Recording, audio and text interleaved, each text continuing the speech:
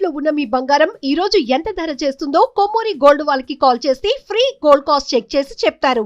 నమస్కారం, సుమన్ టీవీకి స్వాగతం. నేను గీతాంజలి. ఇవాళ మనతో పాటు ఉన్న అతిథి ఆచార్య కాకునూరి సూర్యనారాయణమూర్తి గురువు గారు. వారితో మాట్లాడదాం. నమస్కారం గురువు గారు. నమస్కారం అమ్మాయి. ఎలా ఉన్నారండి? క్షేమంగా చాలా సంతోషం మీతో మాట్లాడడం. శుభం. గురుగారు, రాబోతున్నటువంటి తిథుల గురించి ఏమైనా ముఖ్యమైన పండుగలు ఉంటే మీలాంటి పెద్దవారిని అడిగి తెలుసుకుంటాం అసలు ఎలా ఆచరించాలి ఏమిటి అనేది. ఇందులో భాగంగా రాబోతున్నది తొలి ఏకాదశి. అసలు ఇప్పటి నుంచి కదా అసలైన పండుగ ప్రారంభం అని అంటారు. నిజమే. మరి ఏమిటండి విశేషాలు? తొలి ఏకాదశి ఎందుకు జరుపుకోవాలి, ఎలా జరుపుకోవాలి, అసలు విశిష్టత ఏంటి? తొలి ఏకాదశి నాడు ఆలయానికి వెళ్ళి దైవ దర్శనం చేయడం కన్నా ఇంట్లోనే ఉపవాస వ్రతం చేసి దీపారాధన చేసి దీపాన్ని చూస్తూ మౌనంగా మనల్ని మనం శోధించుకోవడం నిజమైన తొలి ఏకాదశి వ్రతం. ఏకాదశి నాడు తొలి అన్న శబ్దం కూడా ఉన్నది. వైదిక మార్గాన్ని అనుసరించి వరుణ ప్రకాశము అనే యజ్ఞం చేసి మనకు లభించిన ఆహారం తొలి పంట. ఈ ఆహారాన్ని ఆ యజ్ఞోపవీతం ఆ అగ్నిహోత్రుడికి అర్పించాలి. గత 2 నెలలుగా ఎండలు బాగా మండిపోయిన నేపథ్యంలో మనకు లభించే ఫలసాయం ఈ తీవ్రమైన అనారోగ్య హేతువైన వేడిమితో కలిసి ఉంటుంది. కాబట్టి తినకూడదు, మనం తినకూడదు. అగ్నిహోత్రుడికి ఆహారంగా ఇవ్వాలి, గోవులకు ఆహారంగా ఇవ్వాలి. ఈ రోజున ఉపవాస వ్రతం ప్రారంభం చేసి సప్తర్షి కృచ్ఛ్ర చాంద్రాయణ వ్రతం, ఇది కూడా ఉపవాస వ్రతాలే, ఇక అన్ని ఉపవాస వ్రతాలే ఉంటాయి. ప్రారంభం చేస్తూ చాతుర్మాస్య వ్రత దీక్ష కూడా ఏకాదశి నాడే ఆరంభం చెయ్యాలి. అంటే ఆహార నియమం ఈ రోజే చాతుర్మాస్య వ్రత దీక్ష ప్రారంభం చేయవలసింది ఆషాఢ శుద్ధ ఏకాదశి మొదలుగా కార్తీక శుద్ధ ఏకాదశి వరకు. ఏమిటి ఈ వ్రతం? ఆహార నియమం. ఆహార నియమం ప్రధానంగా ఉంటుంది. ప్రధానం. ఇందులో ఏ దేవుడిని పూజించడం లేదు కదా. చాతుర్మాస్య వ్రతంలో ఏ దేవతారాధన లేదు. ఆహార నియమం, జ్ఞాన సముపార్జన, జ్ఞానాన్ని అందరితో పంచుకోవడం, ప్రయాణాలు కట్టిపెట్టి ఒక చోట స్థిరంగా ఆవాసం ఏర్పాటు చేసుకోవడం. ఆషాఢ మాసంలో తొలి ఏకాదశి నాడు మనం శ్రీమన్నారాయణమూర్తి నిద్రిస్తాడు అని కూడా ఓ మాట చెప్తూ ఉంటారు. స్వామి నిద్రించడం ఏమిటి? స్వామి అసలు ఆయన పడుకుంటే ఎలా కదా. అంటే పడుకునేది మరొకటి ఉంది.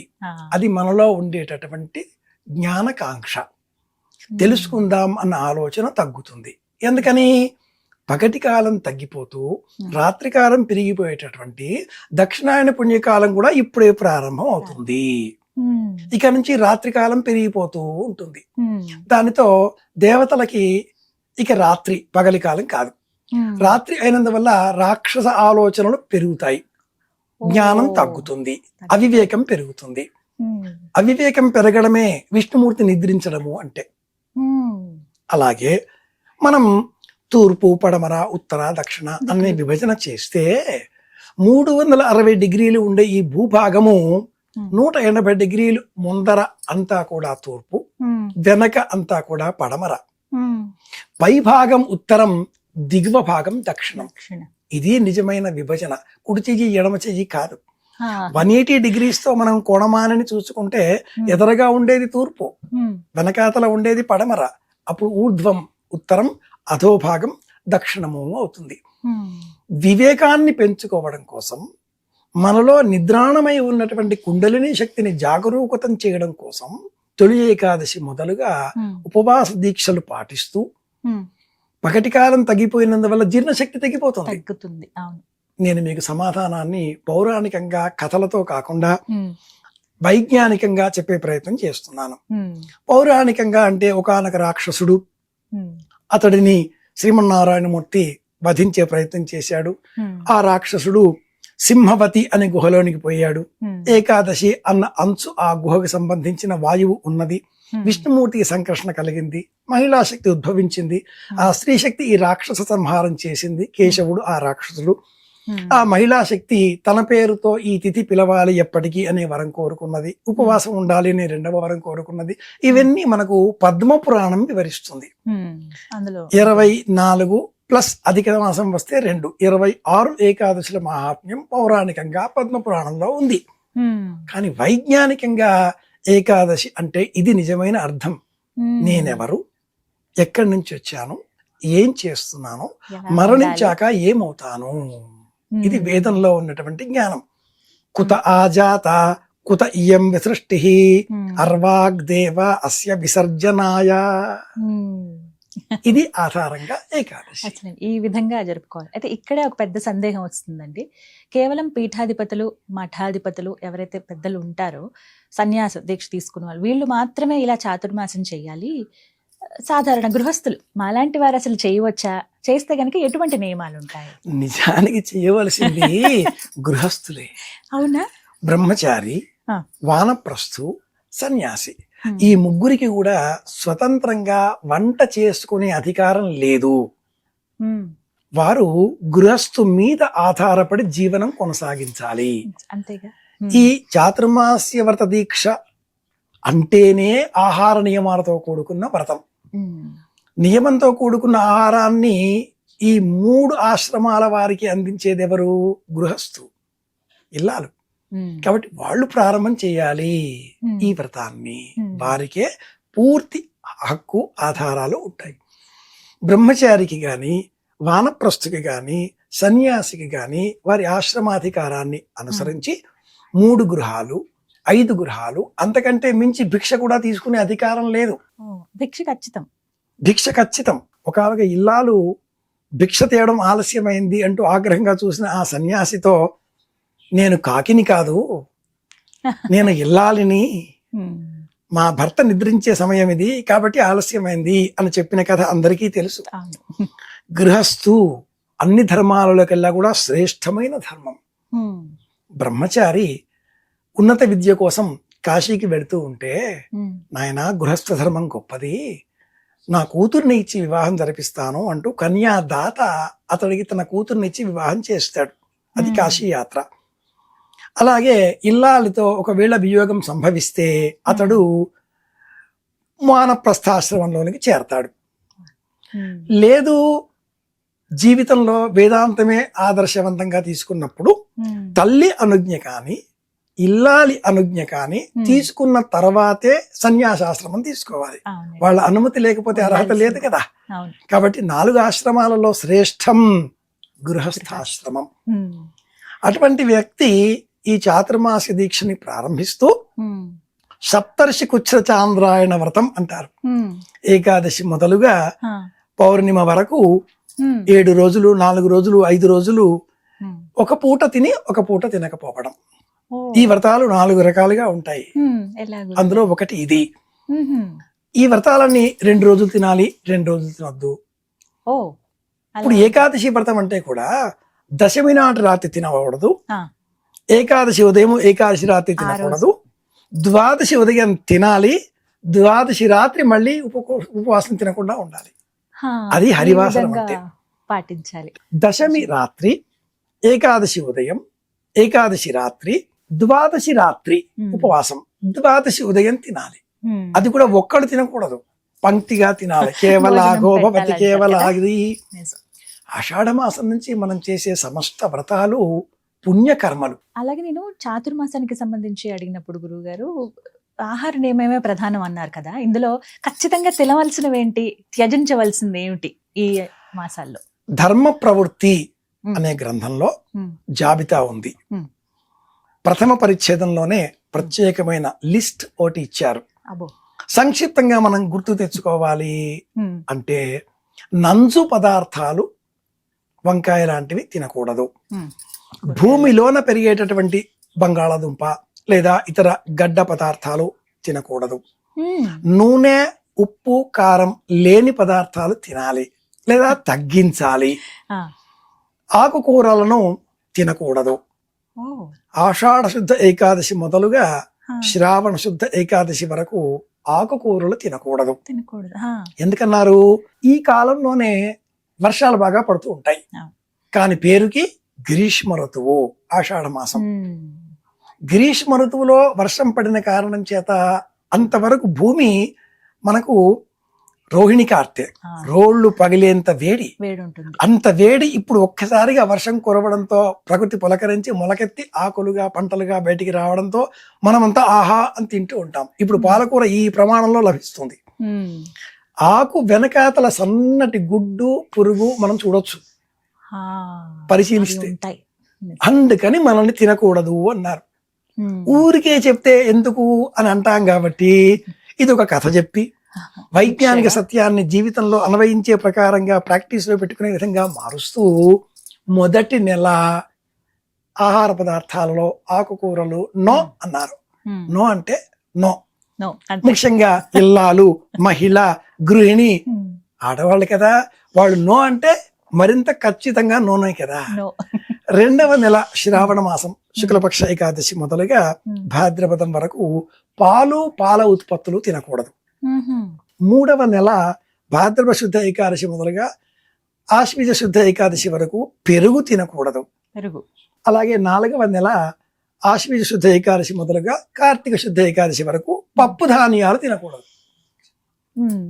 ద్విదళ భక్షణం నకుర్యాత్ అంటూ ఈ సూత్రం పూర్తి అవుతుంది. ద్విదళములు, పప్పు ధాన్యాలు తినకూడదు. ఎందుకు ఇన్ని నియమాలు పెట్టారు? తింటే ఏమవుతుంది, పాలు తాగితే టీ తాగితే అయిపోతామా, అన్ని చెప్తూ ఉంటారు మీరు. జీర్ణ శక్తి తగ్గుతుంది సహజంగానే. నిద్రించే సమయం బాగా తగ్గిపోతూ ఉంటుంది, మెలకుగా వచ్చేస్తుంది, నిద్ర ఉండదు, తెలియకుండానే మెలకువ అయిపోతుంది. ఈ కారణాల చేత శరీరానికి అనారోగ్యం వచ్చి చేరుతుంది. 110 110 నుంచి 160 డిగ్రీల ప్రమాణంలో మన దేహంలో ధనంజయ వాయువు అనే వాయువు సంచారం చేస్తూ ఉంటుంది. దశవిధ వాయువులలో ప్రాణాపాన వ్యానోదాన సమాధానం అనే 5 కూడా శరీరానికి శక్తినిచ్చేవి అయితే మిగిలిన 5 కృకర ధనంజయ అనే వాయువులు శరీరాన్ని పతనం చేస్తూ ఉంటాయి. కృకర అన్న వాయువు కంటి చివరలలో ఉంటుంది, కనురెప్పలకారంగా ఆరంభమవుతుంది, మన ఆయుర్దాయం కౌంట్ డౌన్ స్టార్ట్ అవుతుంది. రెండవదైనటువంటి ధనంజయ వాయువు నాభి నుంచి హృదయం వరకు ప్రసరిస్తూ ఉంటుంది. 110 to 180 160 డిగ్రీస్ అని చెప్తారు ఈ ప్రమాణాన్ని. కోణమానని ఇందాక చెప్పుకున్న ఉదాహరణ ఉంది కదా 180 డిగ్రీస్ లో. ఈ ఏకాదశి మొదలుగా ఉండే తిథులలో ఆహారం తినకపోతే లభించే ఆ కొద్దిపాటి సూర్యకాంతి శరీరం లోన ఉండే నీటిని కూడా జీర్ణం చేసేయడానికి ఉపయోగపడుతుంది. జీర్ణం అయిపోతే ఆరోగ్యం కదా. పదార్థం స్వీకరించినది రూపాంతరం చెందాలి. ఎలా తిన్నామో అలాగే ఉంటే ఎలా? ఇప్పుడు మన వాళ్ళు ఉప్పు వద్దంటారు. ఎందుకు వద్దంటారు? సింపుల్ కారణం, ఉప్పు కాస్త ఎక్కువగా వేస్తే ఆ పదార్థం చెడిపోదు. పచ్చళ్ళు పెట్టినప్పుడు ఉప్పు తక్కువైపోతే, పచ్చళ్ళు పెట్టినప్పుడు ఉప్పు తక్కువైతే ఫంగస్ వస్తుంది, పాడైపోతాయి. అందుకని ఆ పచ్చళ్ళు, పప్పులు, కూరలు బాగా ధారాళంగా దట్టించి మరి ఉప్పు వేస్తే బ్రేవ్ అని మనం తిన్న పదార్థం జీర్ణం కాదు, ఎలా తిన్నామో అలాగే ఉంటుంది. అది రూపాంతరం చెంది శక్తిగా మారాలి కదా, కన్వర్షన్స్ కావాలి కదా, లేకపోతే ఎలా? ఈ కారణం చేత ఏకాదశి నాడైనా ఉపవాసం ఉండండి. అది తొలి ఏకాదశి అయినా ఉండండి. లేదు మీకు ఓపిక ఉంటే గృహస్థు అయితే తప్పనిసరిగా ఇల్లాలి ఆధీనంలో ఇల్లు కాబట్టి ఆ క్రమంగా మీరు చాతుర్మాస్య వ్రత దీక్షలు ఉపవాసం కొనసాగించండి. మాఘం నుంచి 5 నెలలు వివాహాలు శుభకార్యాలు చేసుకున్నారు కదా, ఇక విశ్రాంతి తీసుకుని పుణ్యం పెంచుకునే పనులు చెయ్యండి. దక్షిణాయనం కదా, పండుగలు కదా, ఇలా చెప్పారు. ఇది పరమార్థం ఉంది వీటిల్లో.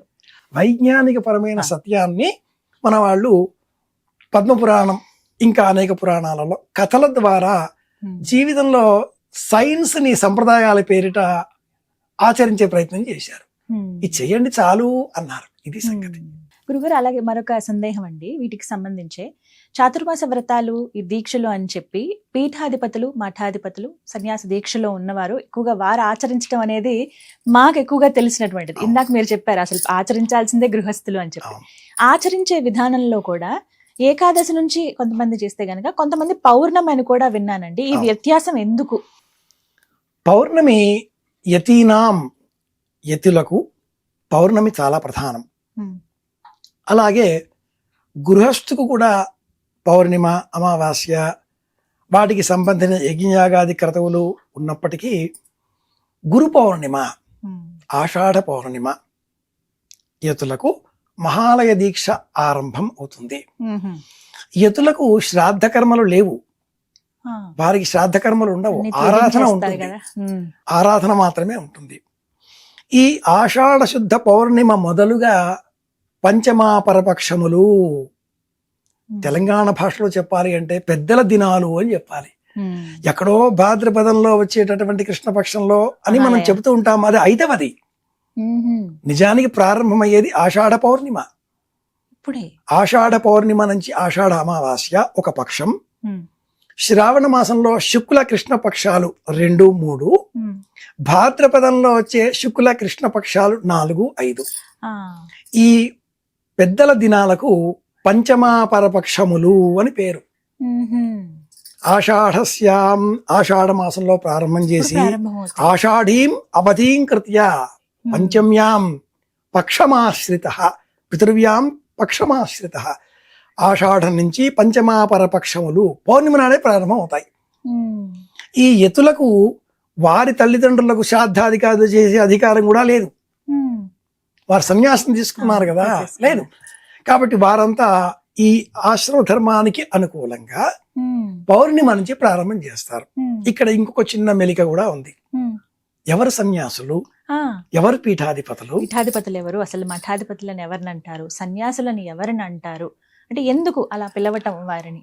ధర్మ ప్రవృత్తి, కాల నిర్ణయ చంద్రిక అన్న గ్రంథాలు మనకు ఎవరు సన్యాసి, ఎవరు పీఠాధిపతి, ఎవరు ధర్మాధికారిగా వ్యవహరించిన వారు అంటూ ఒక వివరణ తెలియజేస్తుంది. అలాగే ఈ మధ్యనే ఏదో ఒక ఇంటర్వ్యూలో విధిశేఖర భారతీ మహాస్వామి వారు, శ్రీ సన్నిధానం వారు సన్యాస దీక్షలో ఉండే వారి నియమాలు ఏమిటో చెప్పి పీఠాధిపత్యం కారణంగా మేము ఆ నియమాలన్నింటినీ కూడా అనుసరించలేకపోతున్నాం అని బాధను వ్యక్తం చేశారు. అలాగే మహాస్వామి వారు శ్రీ సన్నిధానం కాబట్టి పీఠాధిపత్యంతో కూడుకున్న బాధ్యతలని మేము సమాజానికి మంచి చెప్పాలి కదా, సమాజానికి మార్గనిర్దేశం చేయవలసిన వారం కదా. కాబట్టి పీఠ సంబంధిత వ్యవహారాలలో కూడా తలములుకలుగా ఉన్నప్పటికీ మళ్ళీ మేము ఆశధర్మానికి సంబంధించిన చాతుర్మాస దీక్షలు, వ్రతాలు, ప్రబోధాలు, బోధనలు అన్నీ చేస్తున్నాం అన్నాడా మహానుభావుడు. విషయంలోకి వచ్చేస్తే ఈ ఆశ్రమంలో ఉండే నలుగురిని 4 వర్గాలుగా విభజించింది ధర్మశాస్త్రం. పటీచకుడు, కుటీచకుడు, హంస, పరమహంస. ప్రాథమికంగా సన్యాస దీక్షలో ఉండేవారు 4 వర్గాలుగా ధర్మశాస్త్రం చెబుతుంది. కుటీచకుడు అంటే ఒక ఆశ్రమం నిర్మించుకొని అక్కడికి వచ్చిన వారికి ధర్మబోధ చేసేవారు. బహూదకుడు అంటే కుటీచకుడున్నా పటీచకుడున్నా ఒకరే, రెండవ వారు బహూదకుడు. బహూదకుడు అంటే అంతటా సంచారం చేస్తూ స్థిర నివాసం ఏర్పాటు చేసుకోక ఎవరు ఏది అడిగితే వారికి అది చెబుతూ, అడిగితేనే చెప్పాలి, అడగకపోతే చెప్పకూడదు, చెబుతూ జీవితాన్ని సంచార మార్గంలో తీసుకువెళ్ళేవారు. 3వది హంస. హంస జీవనంలో ఉన్నవారు ద్వంద్వాతీతం సకలమభేదం తత్వమస్యాధిలక్ష్యం ఏకం నిత్యం విమలచరితం సర్వధి సాక్షిభూతం భావాతీతం త్రిగుణరహితం సద్గురుం తన్నమామి కదా. కాబట్టి త్రిగుణాలకు అతీతంగా, సత్వరజస్తమో గుణాలకు అతీతంగా శ్వాస పైన ధ్యాసతో బ్రతికేవారు హంస. వైదికంగా హంస హంస పరమహంసోహం హంసోహం హంస అని ఒక సూత్రం ఉంది. అవునండి. అంతెందుకమ్మాయి, లౌకికంగా ఒక మాట చెప్పుకుంటాం కదా, హంస పోయింది అంటారు, హంస వెళ్ళిపోయింది శరీరంలోంచి అంటారు. సోహం దాన్నే చెప్తూ ఉంటాం. అహం బ్రహ్మాస్మి సోహం హంస, ప్రాణం హంస. మహిళలకు ఎందుకు శాస్త్రం ఇంత గొప్ప పీట వేసింది అంటే, కన్యాదాన సమయంలో వారికి బులాకి అనే ఒక ఆభరణం ఉంటుంది. ఆ బులాకి అంటే అది హంస, అది ముక్కు దూలం మధ్య భాగంలో ఉంటుంది. అది ఉంటేనే కన్యాదానం చెయ్యాలి, అది లేకపోతే కన్యాదానార్హత లేదు. అది హంస, శ్వాస పైన ధ్యాస. ఇది కలవారు హంస. ఈ దీక్షలో ఉన్నవారు నెమ్మదిగా ఇల్లాలు కూడా ఆ దీక్షలో దశలో ఉన్న వారికి దైవంగానే కనిపిస్తుంది. రామకృష్ణ పరమహంస ఆయన ఒక్కడనే ఈ పేరుతో మనం పిలుస్తూ ఉన్నాం. శ్రీరమణులు వారినొక్కరినే మనం భగవాన్ రమణ మహర్షి అని సంబోధన చేస్తున్నాం. ఆ పేర్లు వినగానే మనకు తెలియకుండానే మన రెండు చేతులు ఇలా వెళ్ళిపోతాయి. వచ్చే చెయ్యాలి, లేకపోతే మనలో ఏదో అహం ఉంది, నేను అన్న భావన ఉంది. సన్యాస ఆశ్రమంలో ఉన్నవారు పటీచకుడు, బహూదకుడు, హంస, పరమహంస. ఇందులో పరమహంస స్థితికి చేరిన వారు పీఠాధిపతి అవుతారు. వాళ్ళలో అన్నింటికీ అతీతమైనటువంటి ఆలోచనా శక్తి ఉంటుంది. తిట్టినా ఒకే రకంగా, పొగిడినా ఒకే రకంగా, వీటిని వారు ఎప్పుడూ వారు పరిగణనలోనికి సమయం ఉండదు వారికి. అలాగే పీఠాధిపతుల సంప్రదాయాలలో కేవలం నమకం మాత్రమే చెబుతారు, చమకం చెప్పరు. ఎందుకని గురుగారు? నమకములో విశ్వవ్యాపితమైనటువంటి శివశక్తి చైతన్య వర్ణన మాత్రమే ఉన్నది.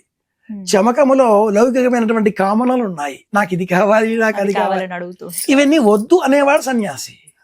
కావాలి అంటే ఎలా? శివతత్వాన్నే ధ్యానం చేస్తూ పీఠాధిపత్యంలో ఉన్నవారు ఓం నమ శివాయ అని కూడా అనరు. కేవలం ఓం ప్రణవ శబ్దాన్ని మాత్రమే ఉచ్చారణ చేస్తూ ఉంటారు. గృహస్థు కేవలం ఓం అనకూడదు. గృహస్థుకు మళ్ళీ వెంటనే ఓ పదం ఉండాలి. ఓం నమ వెంకటేశాయ, ఓం నమ శివాయ, ఓం నమో నారాయణాయ, ఒక లింక్ ఉండాలి. సో ఈ విభజన క్షుణ్ణంగా తెలిసిన వారు పీఠాధిపతులు అవుతారు. ఈనాటి కాలంలో ఆమ్నాయ పీఠాలు, వేల సంవత్సరాల చరిత్ర, అవి పీఠాలుగా పరిగణనలోనికి ఉన్నాయి.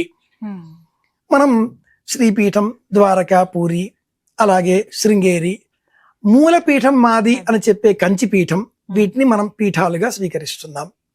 మఠం అన్న పేరిట శ్రీ వైష్ణవ ధర్మానికి సంబంధించిన, విశిష్టాద్వైత సంప్రదాయానికి సంబంధించిన 74 ఏకాంగుల నేతృత్వంలో, ఇది కూడా వేల సంవత్సరాల చరిత్ర. చినజీర స్వామీజీ వారి మఠాలన్నీ కూడా ఈ వర్గంలోనికే వస్తాయి. వారికి యజ్ఞోపవీతం ఉంటుంది, శిఖ ఉంటుంది, కుటుంబము ఉంటుంది. ఈ ఆశ్రమంలో ఉన్న వారిని ఇలా మనం గమనిస్తూ ఉన్నాం. అలాగే మరి ఒక ధర్మం అద్వైత, విశిష్టాద్వైత, ద్వైత ధర్మం కూడా మనకు తెలుసును కదా. దీనికి కూడా ఒక 1000 సంవత్సరాల పైగా చరిత్ర ఉంది కదా. మధ్వ ధర్మావలంబులలో వారికి కూడా ఉత్తరాది మఠం కానీ ఇంకా కొన్ని మఠాలు ఉన్నాయి కదా. ఆ మఠ సంప్రదాయాలలో వివాహం చేసుకొని అనంతరం సన్యాసం తీసుకోవచ్చు. ఇప్పుడున్న సుబుధేంద్ర స్వాముల వారు కూడా అలాగే మనకు మంత్రాలయ పీఠాధిపతి దర్శనమిస్తారు. ఇక ఉత్తరాది మఠంలో ఉండే పీఠాధిపతి తొలిసారిగా ఇప్పుడు మనకు 8 సంవత్సరాలలోనే సన్యాసాశ్రమం తీసుకొని తర్కం మీమాంస చదువుకొని వారు మనకు ప్రత్యేకంగా ద్వైత ధర్మ బోధ చేస్తున్నారు. జీవుడు ఈశ్వరుడు వేరే అనే మార్గం. ఇవి కాకుండా అష్టమఠాలు మనకు ఉడిపిలో కనిపిస్తూ ఉంటాయి. ఇవన్నీ ఎందుకు గుర్తు చేశారు అంటే తల్లి, సామాన్యులు కాషాయం వస్త్రం ధరించగానే వారు పీఠాధిపతి అనే భ్రమలో పడిపోతున్నారు. దత్తపీఠం అది గురుపీఠం, ఒక పరంపర, దత్తాత్రేయ సంప్రదాయం. ఎన్నో సంవత్సరాలుగా ఆ పీఠంలో దత్త చరిత్ర ఆధారం, అర్చనా విధానం, సంయమన దృష్టి. వారు విశ్వవ్యాపితంగా, ప్రపంచవ్యాప్తంగా హనుమాన్ చాలీసా కావచ్చు, భగవద్గీత కావచ్చు, ప్రపంచవ్యాప్తంగా వందలాది, వేలాది, లక్షలాది మందిలో భక్తి చైతన్యం నింపుతూ జ్యేష్ఠ శుద్ధ ఏకాదశి వారి జన్మతిథి. వారు విశ్వవ్యాపితంగా దత్త సంప్రదాయాన్ని, గణపతి సంప్రదాయాన్ని, చిన్నారి బాలబాలికలలో భక్తి మార్గాన్ని బోధిస్తున్నారు.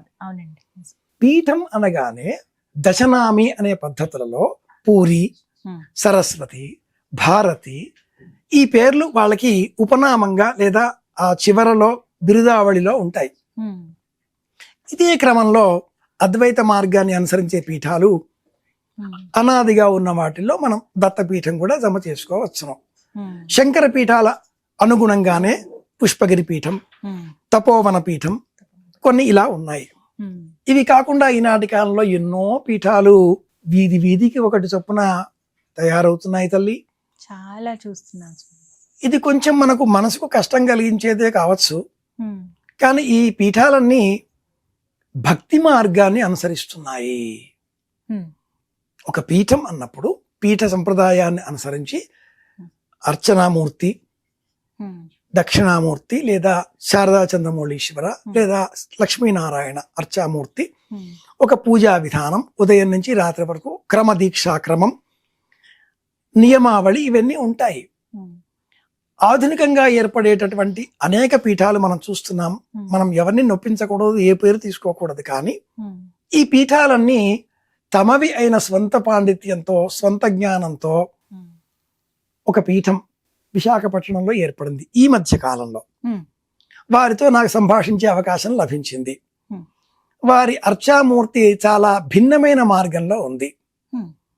నేను వారితో మాట్లాడి ప్రత్యక్షంగా అడిగాను, ఈ అర్చామూర్తి ఏ సంప్రదాయంలోనిది? అదేదో సాగర సంగమం సినిమాలో నాట్యం చేసే సమయంలో ఇది ఏ సంప్రదాయం అంటే సంప్రదాయాలెన్నో తెలుసా అని చూచినట్లుగా ఆయన నన్ను చూచి ఇది ఖడ్గమాల సంప్రదాయాల్లో వచ్చే రూపము అన్నాడు. ఆ ఖడ్గమాల దేవీమాల, ఖడ్గ శబ్దం ఉన్నందువల్ల మీరు ఆ పేరుతో చెబుతున్నారు. 108 రూపాలు నాకు తెలుసును, ప్రతి రూపము నాకు కళ్ళల్లో ఉంది. మీరు అర్చించే ఈ మూర్తి అందులో ఎక్కడా కనపడలేదే అని అడిగాను. ఆ పీఠాధిపతి, మా గురువు గారు నాకు చెప్పారు ఇది మాకు సంబంధించినది అంటే, ఇది అనూచానంగా వస్తున్నటువంటి పురాతనమైనటువంటి సనాతన ధర్మానికి సంబంధించిన విధానం కాదు. ఇలాంటి పీఠాలు చాలా ఏర్పడుతున్నాయి. ఇది బాధాకరం. వీటిని మరి ఆధునికులు, youngsters, youth, so called people, why they are supporting? Only one reason, వాళ్ళల్లో భక్తి పెరిగింది. శుభం. ఎందుకు పెరిగింది? పాప భీతి కారణంగా పెరిగింది. There are 2 options.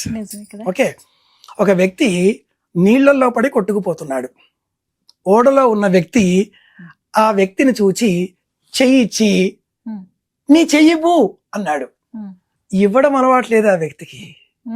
చెయ్యివ్వడే, కొట్టుకుపోతున్నాడు కానీ చెయ్యివ్వడే. బాబు నీ చెయ్యివ్వరా అంటే చెయ్యివ్వడు.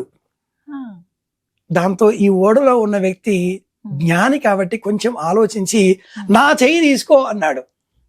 అది పట్టుకున్నాడు వాడు. వస్తుంటే తీసుకుందాం, ఇవ్వడం లేకుండా పోయింది సమాజంలో. డబ్బు కావాలి, పుణ్యం కావాలి, పుణ్యం కర్మలు చెయ్యం. ఓకే, షార్ట్ కట్ మెథడ్స్ ఉన్నాయా? ముక్తి ఎలా వస్తుంది?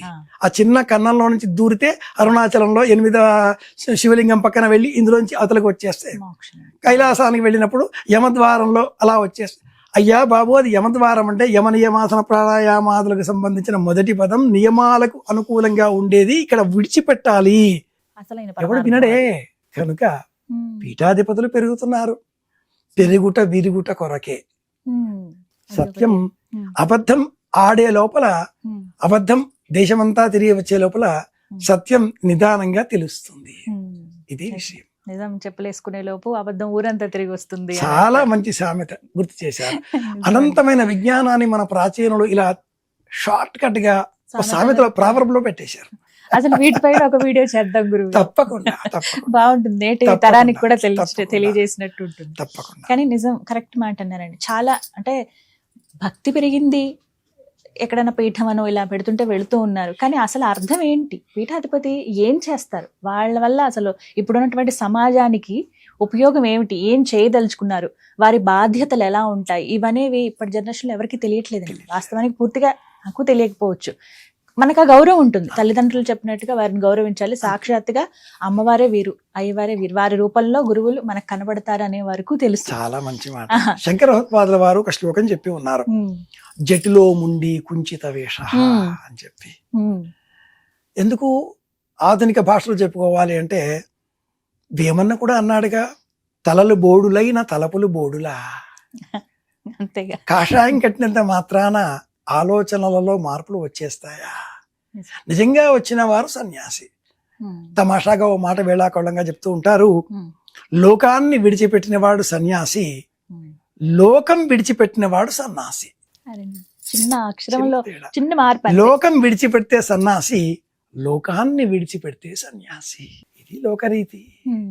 అంటే మీకు ఏమనిపించిందంటే ఈ మధ్య కాలంలో జరుగుతున్నటువంటి పరిస్థితి గాని, ఇంతమంది బాధాకరం తల్లి. ఇన్ని పీఠాలు రావడం, ఇంతమంది కంటి ముందరే వేల లక్షల కోట్ల సంఖ్యలో గోశాల నిర్వహణ, ఆలయ నిర్వహణ, వేద పాఠశాల నిర్వహణ, వైదిక గ్రంథాల ప్రచురణ, వేదమత పునరుద్ధరణ, సనాతన ధర్మాన్ని ఉద్ధరించడం, హిందూ ధర్మాన్ని విశ్వవ్యాపితం చేయడం, ఇలాంటి పడికట్టు 10 కమాండ్మెంట్స్ లాగా ఉండే వాక్యాలని వల్లెవేస్తూ అనేకులు ఇది ఒక వృత్తిగా మార్చుకుంటున్నారు. ఇది బాధాకరం. ఇది ఒక వృత్తిగా మారిపోయింది.